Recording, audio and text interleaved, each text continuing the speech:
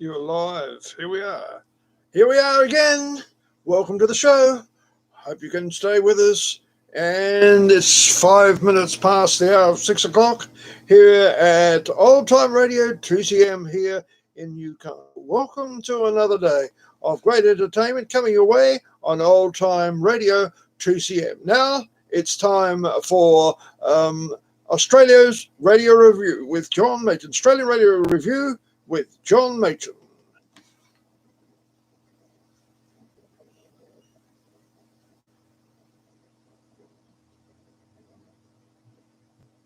Coming up in just a moment. Here it is. Everywhere you go, there's radio. Wherever you go, radio is there, and radio keeps you in the know. 'Cause radio is everywhere. Whether you're at work or in your car, at home, the beach, wherever you are, radio entertains you near and far. Wherever you go, there is radio. Hello and welcome to Australian Radio Golden Days of Radio. This program looks back on the early years of on-air entertainment. Many who grew up in Australia before the launch of television will remember their favourite stations and personalities. It's hoped that those who missed out on all that will nonetheless enjoy the on-air checks, interviews and features we'll present in this series. But caution, listeners should realise that references in recorded segments to time calls and commercial information does not necessarily apply today. Whether you're at work or in your car, at home, the beach, wherever you are, radio entertains you near and far. Wherever you go, there's radio. Hello there everyone, nice to be back with you again. During the previous few editions of this program, we were presenting for you history and highlights of radio station 3AW, Radio Melbourne, sometimes called News Radio, and other times Personality Radio. They used to have a variety of radio programs connected very largely with the Macquarie network, and in more recent years they've turned to become one of Melbourne's top talk stations. In 1972, 3AW celebrated their 50th anniversary. They called it the Jubilee, and we recorded off air quite a few of those features they presented at the time, which we played in this program. And then again in 2012, they had another series of presentations for their 80th anniversary. And in the last edition of this program, we were presenting for you some recorded highlights taken off the air when they were broadcasting that series of anniversary programs in which Bruce Mansfield, David Mann and Simon Owens were discussing and playing highlights of the first 80 years of 3AW. So I think before we look at something new, and for those who have been following this series, we will complete that presentation right now. So we'll cross now back to 3AW in 2012.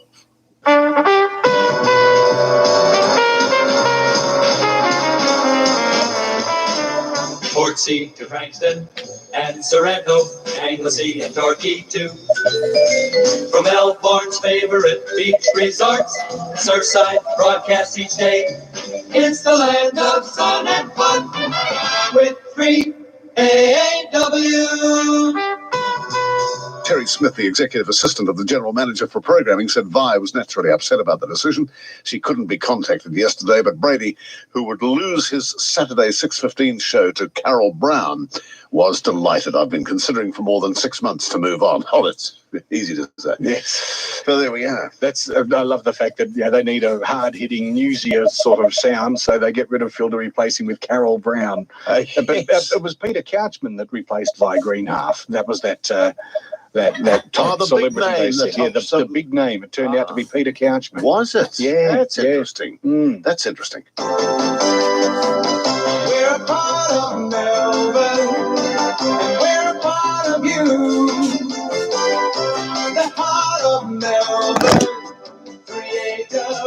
We've got something to say, and we're talking to you.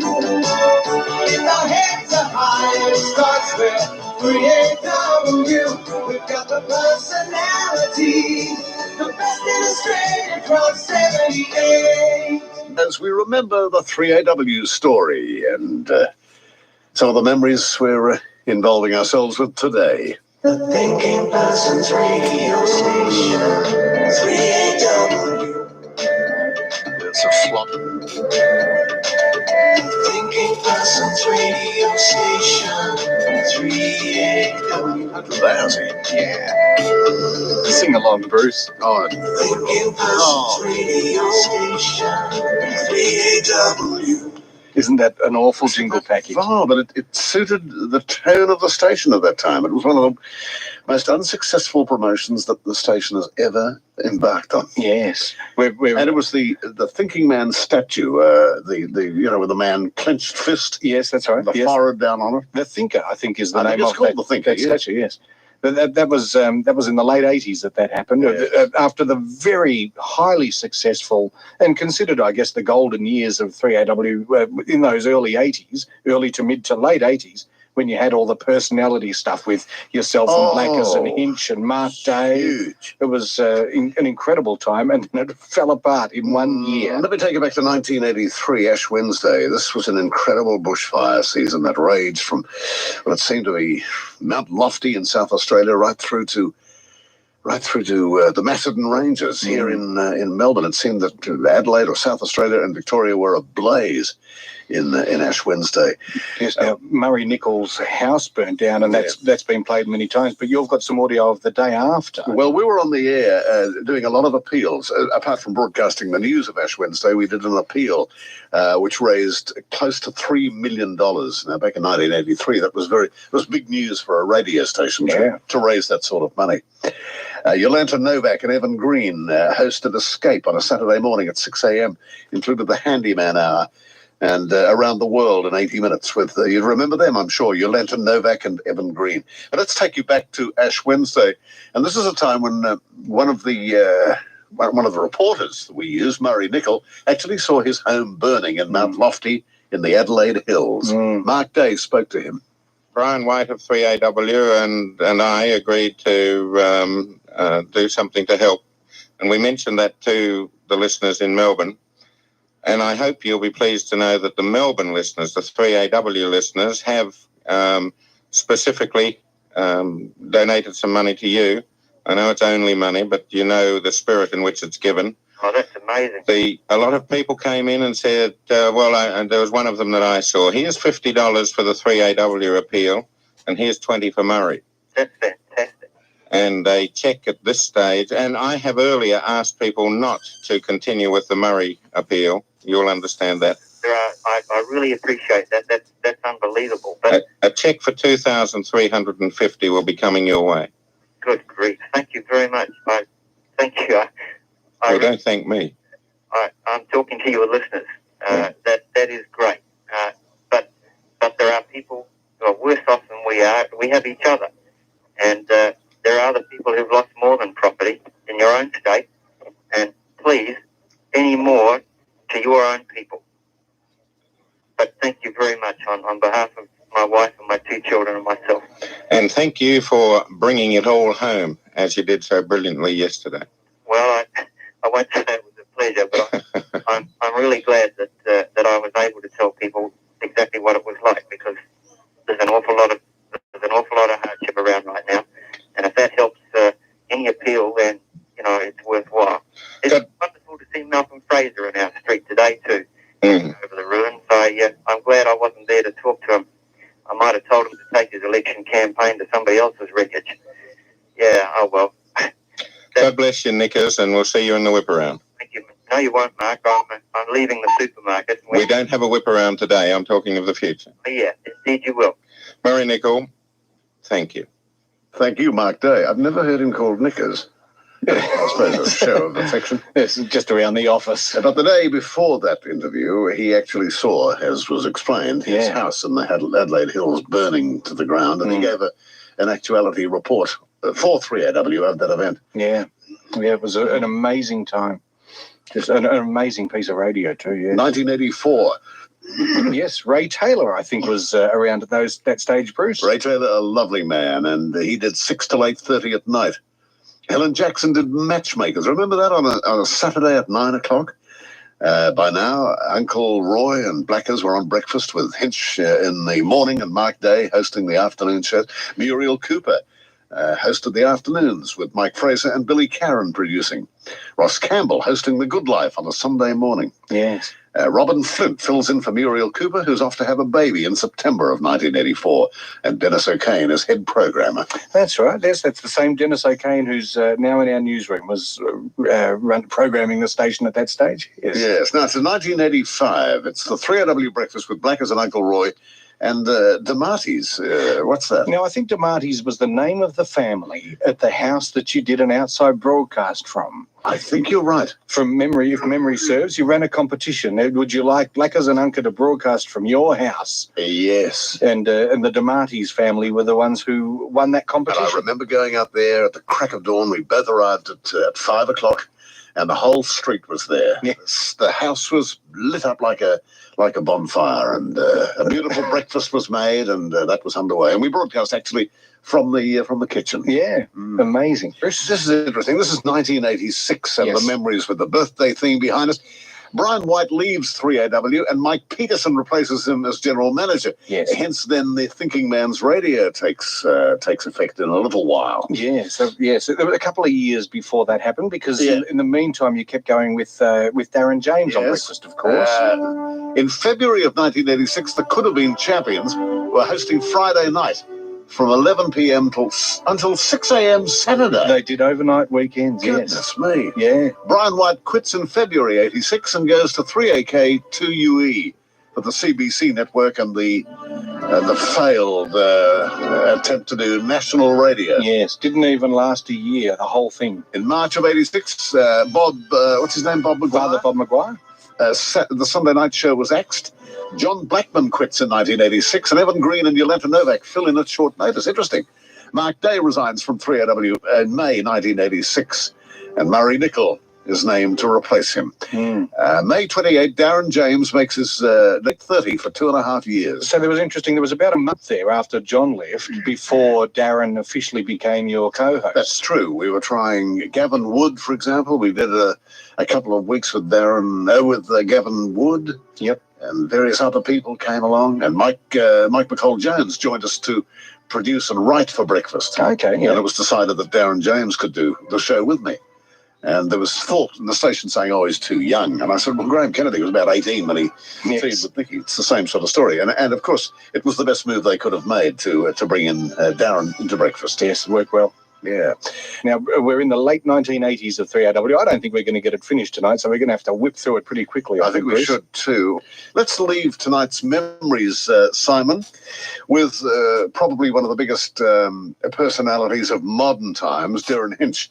Now, whether you like him or loathe him, he's certainly been a great force to be reckoned with in this city in terms of his opinions, his risks, breaking bans and electoral bans, etc., going in for the plight of the underdog, the victim, the child. Yes, the two slogans that sort of go with Darren, I think, are well suited. The human headline, as is commonly known, and the slogan that they had for him when he started at AW, the making of a precedent. Here's a little of Darren Hinch in action from 1987.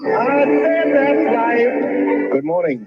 For the last time on 3AW, good morning. I've said that more than 2,000 times in the past 9 years, and going back through our library of tapes, inadequate as it may be, I've actually said it to a lot of people. Bob Hawke, Mr Prime Minister, good morning.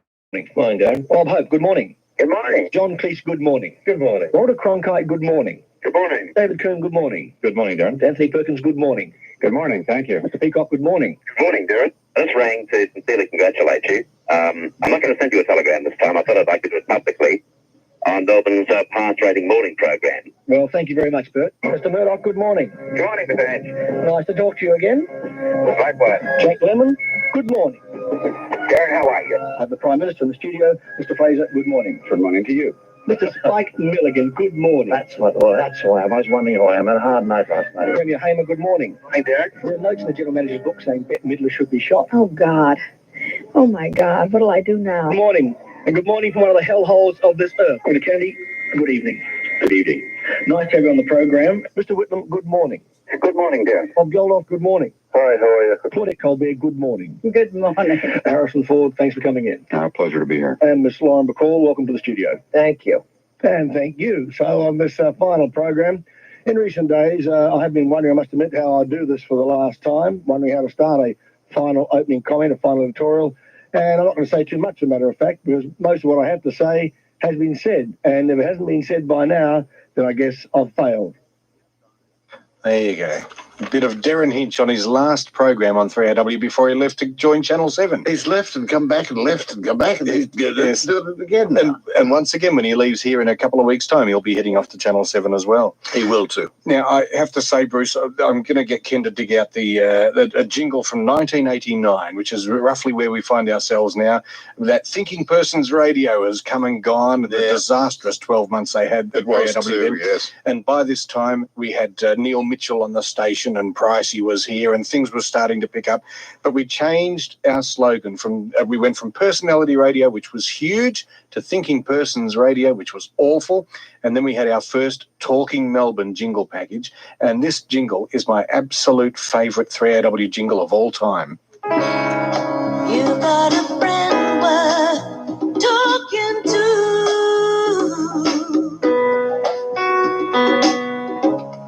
Someone who feels a lot like you. Every time you turn on the radio,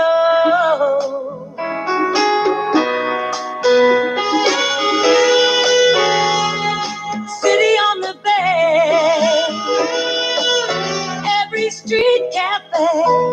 Talking now, but we're talking to you. Talking.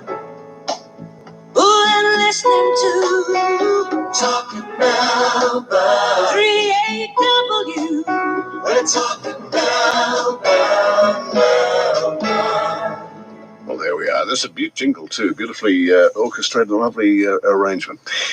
Back to, what are we going to? 1989 to Uncle Roy and Darren James finally with Rex Hunt. Yes. Now, Rex Hunt came back to the station. He'd been here as a round the groundsman. He'd nicked off to 3DB, and then he came back to call football for 3AW, which he did for 20-odd years. It's Sports Trivia with Fred McVilliers, Richie Benno, Peter Bakos, and special guest Rex Hunt. Okay, let's move it along now because it's our special guest, a spotlight on sport with Rex Hunt. Good morning to you, Rex. Yes, good morning, Uncle. Good morning, Darren. G'day, Rex. Our World of Sports Sunday morning is ripping into them. It is a great show. Yes, well, it's pretty lively, and it's something that's close to my heart, so I'm really enjoying it. But, Rex, the year hasn't started for you, has it, really? Oh, well, we're looking forward to the first weekend after Easter, which is our big football coverage, our premiership coverage. And would you believe that the 3AW football panel has no less than 15 premierships to their name? You're joking. And at the moment, we're even negotiating with a statistic man who has played in a league premiership side. So that is a premiership team. Oh, come on, give us a clue. A better clue than that, Rex. Oh, no, I can't say anything No? at the moment. It's very delicately poised, Uncle. What I like about you, Rex, is you've played the game. You've been out on the field. You know the tactics. You know what's going on. Well, I like to think that I can bring those particular tactics to the people at home, and that's what we're doing, is we're going to incorporate a very interesting and very warm sort of a broadcast. On one hand, you've got a fish, the other a football. What's between them? A head with no hair. How about that? Used to be all waves, and now it's all beach. Yeah. What's your first love, though? My first love is fishing in the summer and football in the winter.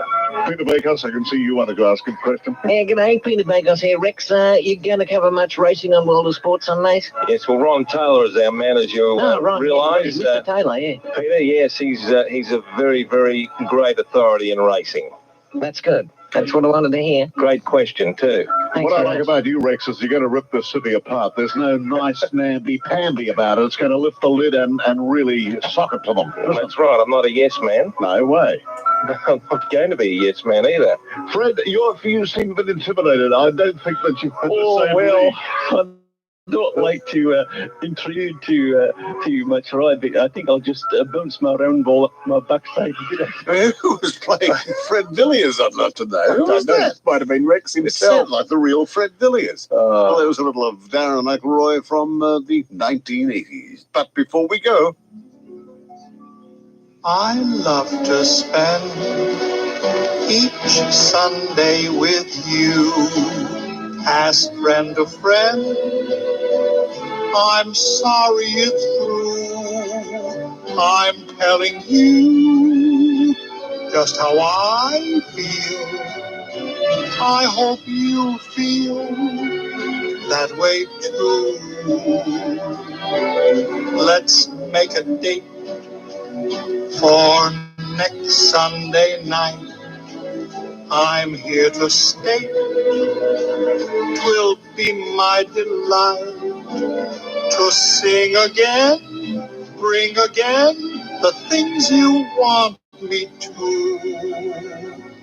I love to spend each Sunday with you. On the Hi-Fi service, you are listening there to a replay of 3AW's celebrations for their 80th anniversary, and that was recorded on or about Sunday night, the 22nd of February, 2012. I hope you didn't get too confused by all the jingles and the promos and chatter about 3AW there, because you are listening to 2CM, your Hi-Fi service. We played them for nostalgic reasons to remember the station that we used to listen to in Melbourne. I don't know whether you had a chance to listen to 3AW, but now you'll have a better idea of what the station was about and the kind of things that it did. Of course, a lot of those personalities have passed on now, including Bruce Mansfield, who we're listening to there in that segment. Bruce died about a year or so ago now. No doubt we will hear a lot more about 3AW in time to come, as we've got quite an extensive library of archival material, lots of air checks and programs and details to present for you. But I think for the moment we'll leave 3AW there and look at some other topics of interest. AARON King, Aaron King, for the Golden Estates we've heard of. Yes, Aaron King. Aaron King has got the land for that dream house you have planned. AARON King, Aaron King. Hi there, this is your friend Noel Walker here saying you're on the Power Pack program, the Hi-Fi Home Service.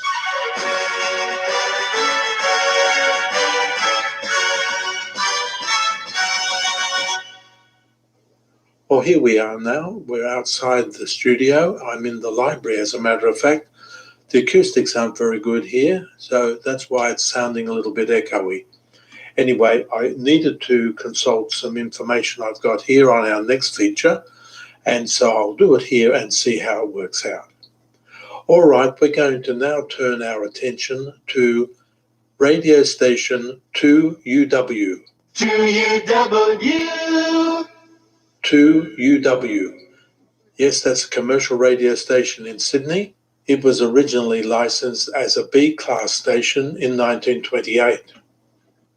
Shortly after, the music publishers W.H. Paling bought into the station. They then formed a new company, Radio Broadcasting Limited. 2UW studios were then moved from Elizabeth Street, Sydney, to the publishing house building, which is in Ash Street, Sydney. It was at the time anyway. Favourite announcer on 2BL, Mr. J.M. Prentice, was poached to come to 2UW to be in charge of artistic development. In 1932, an up-and-coming actor and producer by the name of George Edwards was working at 2UE. He was working there with the theatre company and producing and taking part in radio dramas. Also in the team was Nell Sterling, a popular actress who often took the part of the leading lady. I mention this now because the following year, Mr. E. Bennett, manager of 2GB Sydney, hired George and Nell to come over to 2GB to operate their drama department. George also brought with him from 2UW leading writer Maurice Francis, who over the years wrote many hundreds, perhaps thousands, of radio serials and plays for George. Mr. Bennett went to America for a while to investigate what was happening on the American radio drama scene. It was there he met and spent some time with Grace Gibson. She was a salesperson for a radio transcription company. She ended up selling Mr. Bennett her entire catalogue and also transcriptions from quite a few other companies. Transcriptions are these large 16-inch discs on which are recorded plays and serials exclusively for radio. Mr. Bennett was very happy with the purchases he made on behalf of his station. Miss Gibson was so happy with the sales she made and the enthusiasm of Mr. Bennett that she arranged with her bosses for her to have 6 months' leave to go to Australia and develop the market there for radio drama. Whilst in Australia, she found a man who became her husband. Subsequently, she decided to live in Australia and establish her own radio transcription business in conjunction with 2GB. They formed a company called Artransa. In 1934, George Edwards and his leading lady, Nell Sterling, decided to get married, and they worked together for a number of years. Oh, and by the way, George and Nell were not their original names. They were their stage names. During the next few years, everything went along very well for them. George played in many serials and plays, acted or produced them. In fact, he was known to be one of the most prolific producer of radio drama in Australia at the time. And then in 1936, he advised the station and his team that he wasn't going to be renewing his contract when it came up because he had a special deal going with another organisation. And that was, in fact, the opposition to UW, where he had plans for a big future in production and acting. Be in the fun. Get your Banger Ball now from your Amoco service station. Remember, Banger Ball is exclusive to Amoco.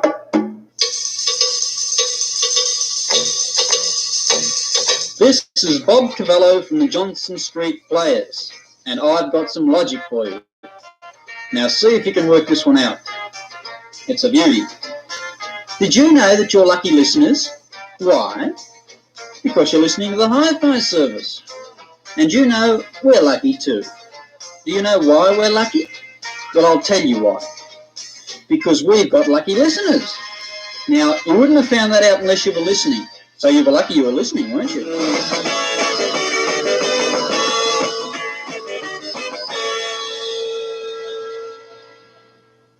Hi everyone, here we are back in the studio now, ready to continue with the second half of our program. During the past 10 minutes or so, I've been speaking about the production of radio drama, plays and serials, etc. in Australia. In particular, we talked about George Edwards, Nell Sterling, and in fact the whole George Edward Players, and the great reputation they had built up developing the 2GB drama department during 1934-35. They were not only competing against 2UW, who already had a great reputation for drama, but also 2CH. By 1936, Radio 2CH was leased and managed by the giant AWA Corporation. They had developed an extensive drama and live musical department, which rivaled both 2GB and 2UW. When 2GB learned that George Edwards was serious about moving to 2UW and taking with him his players and writers, they took out court orders to prevent him from taking sensitive information about 2GB to 2UW. While the legal battles went on, George and his team continued producing plays and serials until their contract had run out. Then they were free to go to 2UW and to get busy producing dozens of serials and plays per week. They began with serials of Darby and Joan, David and Dawn, Search for the Missing Link, Inspector Scott, Love Stories of Casanova, and It's Never Too Late to Mind. And the big Sunday special was the Aspro Playhouse. One serial that wasn't produced in the studios of 2UW was Dad and Dave. For this special production, George negotiated with the Columbia Gramophone Company, part of EMI Limited, to use their studio facilities in the Sydney suburb of Homebush. Columbia had excellent facilities, including a record production plant, which would be of great assistance in the production of transcription discs. So while the George Edward players were very busy at 2UW, they actually went to Homebush for the recording of Dad and Dave. In case any of our interstate or overseas listeners are not familiar with the story of Dad and Dave, I'll tell you a little bit about it in a few moments. But basically, Dad and Dave was a radio serial. It was recorded between 1937 and 1953. According to a publication I was just reading in the library, the first episode went to air on May the 31st, 1937. And another book tells me that there were in fact 2,276 15-minute episodes. I would like to be able to play you some full episodes of Dad and Dave, but for copyright reasons, etc., we can't do that. But anyway, we can let you hear a little bit of a few parts of it, such as the opening theme.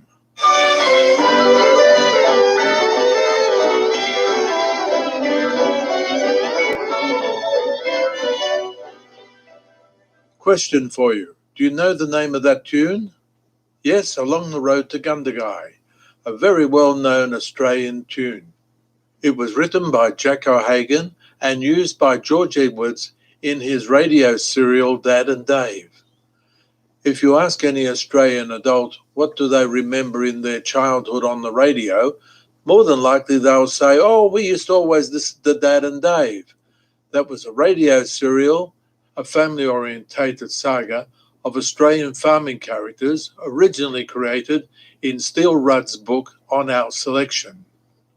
In 1937, George Edwards, who was an actor and a producer, placed these fictional characters in a new radio serial he called Dad and Dave. The story concerns various country folk living in a fictional country town in New South Wales. Most of the families we hear about live on nearby farms, big or small, and they have to face up to various farming issues and relationship concerns as families grow up and issues develop. You've only got to listen to a few episodes of the serial to get a good idea about the characters involved and their personalities. For the benefit of our overseas listeners or anyone else who doesn't know about the story of Dad and Dave, let me just mention that the main characters are Dad. We don't know his first name or his surname. He's just referred to as Dad. But he is one of the main characters in the story. His immediate family is his wife, Sarah, and son, Dave. Not only does Dave refer to his mother as Mum, but so does most other people in the community. Why? I don't know. It's just become the way it's done in the story. The serial was produced by George Edwards. He was known back in the 1930s as the man with the stutter, the man of 1,000 voices. Yes, he did have a stutter, though it didn't show up in his acting, and he used to be able to act all kinds of voices and very often took multiple parts in many of his plays and serials. Initially, he cast himself in the role of Dad, John Saul as Dad's son Dave, Loris Bingham was Mum, Nell Sterling was Mabel, Lorna Bingham was Annie Morton, Tom Farley was Alf Morton, Owen Ainsley was the original Ted Ramsey, Dan Agar was the original Uncle Clarence, that's Mum's Uncle Clarence. Rodney Jacobs took over Uncle Clarence later on. Eric Scott acted Bill Smith. And of course, George Edwards acted other parts as people came and went from the story. We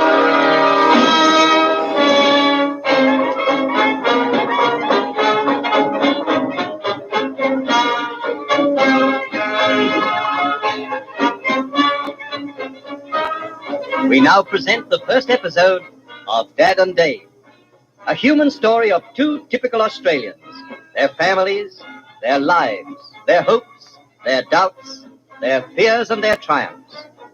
The characters of Dad and Dave represent all that is sturdy, honest and resourceful in the great Australian outback. You'll laugh with them, you will sympathize with them, and perhaps their troubles may in some way remind you of your own, and perhaps their courage will inspire you. Now let us visit the homestead in Snake Gully, just off the road to Gundagai. It is a typical Australian homestead. There's a veranda running almost right round the house. In front of the house are a few trees and a small, well-kept garden. Now let us enter the homestead. It is nighttime, and in the living room we make the acquaintance of Dad and Dave. Dad is sitting at the table, laboriously writing, while Dave has just finished reading the daily paper.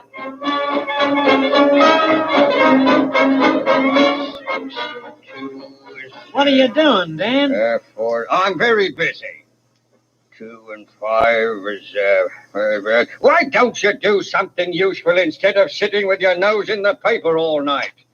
They are the voices of Dad and Dave. And throughout the episode, Dave tries to make himself busy by mending Mum's clock. But for some reason, the clock doesn't work and there are too many parts left over. Dad then has a go, but too late. Mum's just coming home from the meeting. She's going to catch them in the act. Hurry up. Oh, it was a wonderful social. Everyone in Snake Gully was there. And did they like my cake? I'll bet they did. What have you two been doing? Oh, we've been mending the clock, Mum. We've got it all in pieces now. What? I don't know how we're going to get it together again. There seems to be a lot of wheels over. My clock? Oh, why, what have you done? You've got it all in pieces. Well, it was broken. You wanted it mended, didn't you? I had Jim Norris, the jeweler, over here today, and he fixed it for me. Now you'll never get it together again.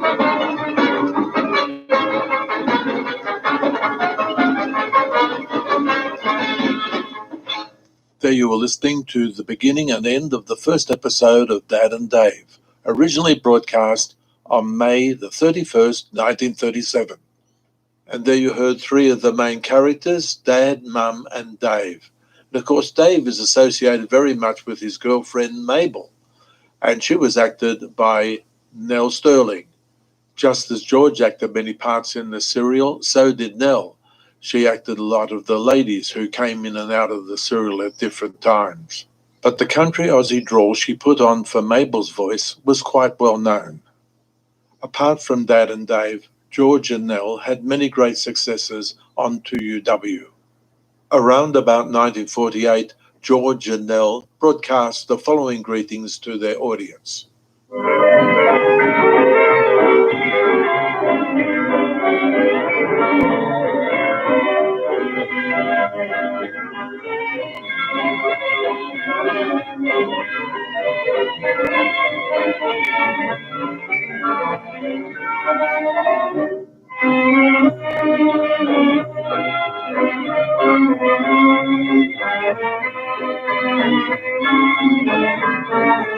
There is no business like show business.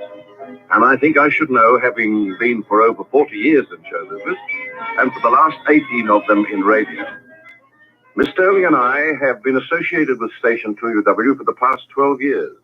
And I can assure you that they've been 12 happy years.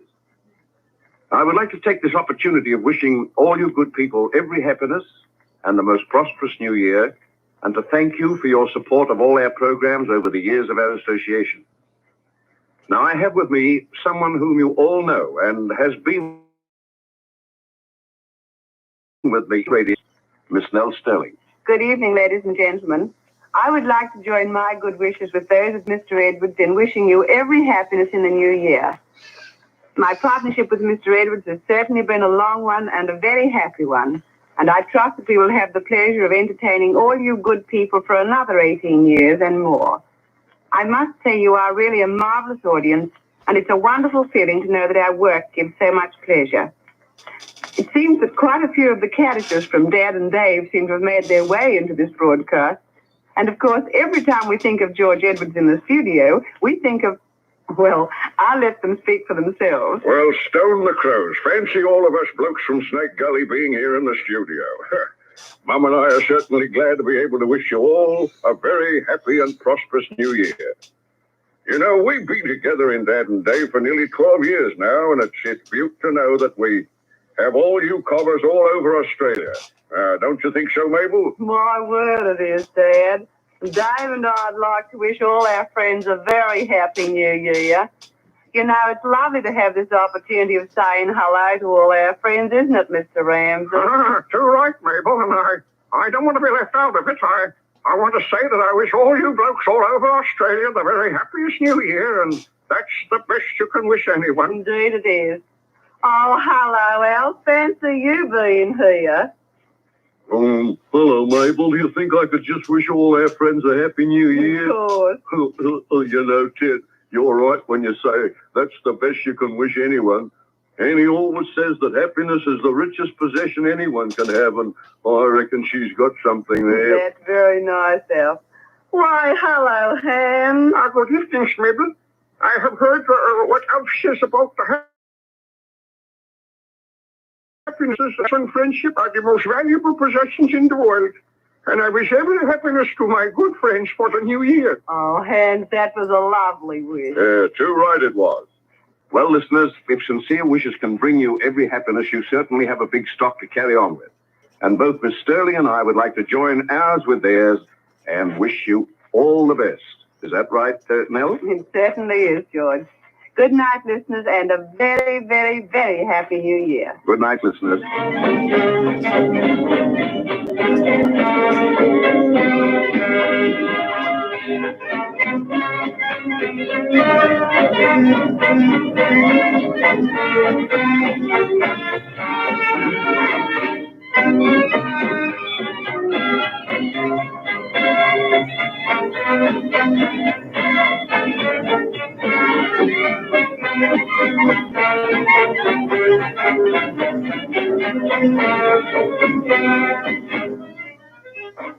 Now the age is on the move. People in the know read it. Now the age is on the move. The paper with the most news. The exclusive Lift Up TV radio guide is your free feature in The Age today. Now the age is on the move. Read it every morning. You're listening to 2CM, your hi-fi service, and the program Australian Audio Review.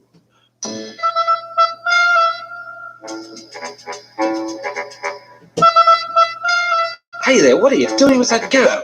I'm going to shoot myself. Don't be a fool, man. But there's no reason for living. There's no enjoyment in life. There is, so there's a hi-fi service. There is the hi-fi service. Never thought of that. I knew there was something I'd forgotten. Give me that gun at once. Give you the gun? Whatever for? I want to shoot off home so I can hear the hi-fi service myself.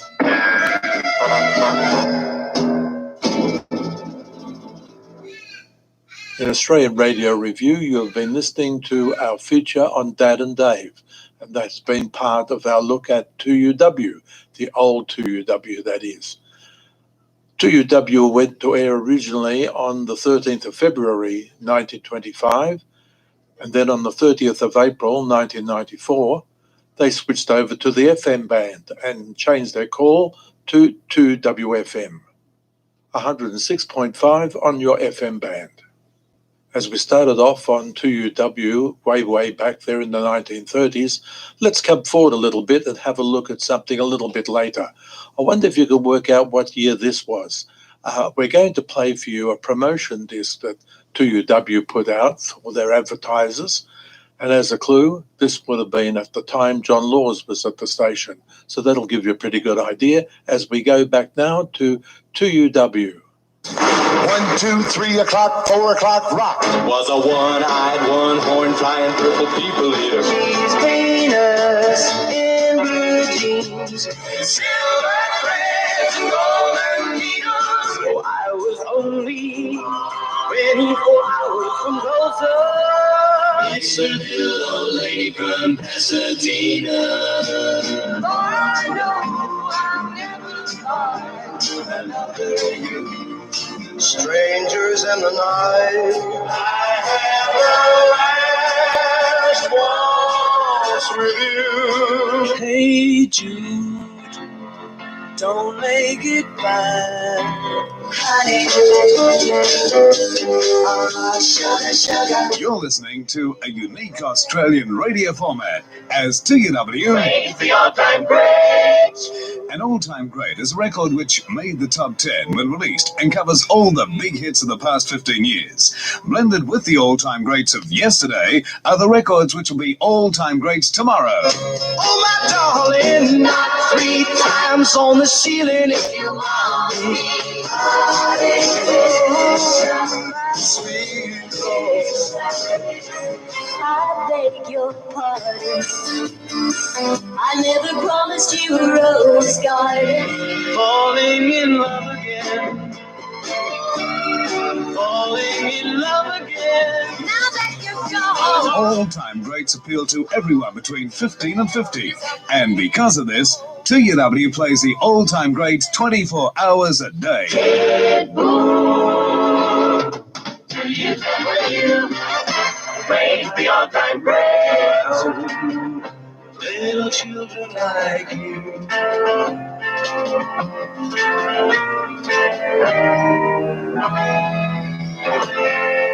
Billy J. Kramer, Little Children, 7:13.5. I tell you what, if they want to get the mercury out of Botany Bay, all they've got to do is to jam a huge thermometer into the water and heat it. If you've got pimples or blemishes on your face, don't just wish they'd go away.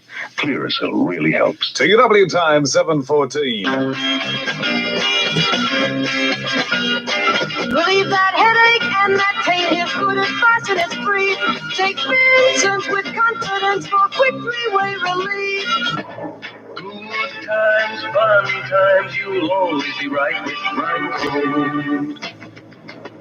Sparkling white or new sparkling pink? You'll always be right. At a 7:15.